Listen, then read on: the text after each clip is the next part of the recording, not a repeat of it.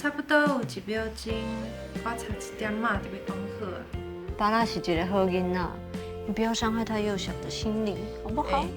卫心交心的男朋友，毋是以前的女朋友，我会当做朋友的。咱应该搁算是朋友吼。你是毋是咧勉强你家己啊？其实你若无想要笑就莫笑啊，唔免应付啊，无要紧。莫勉强家己是我的尊重啊。我想吼，咱的计划迄个要着啊。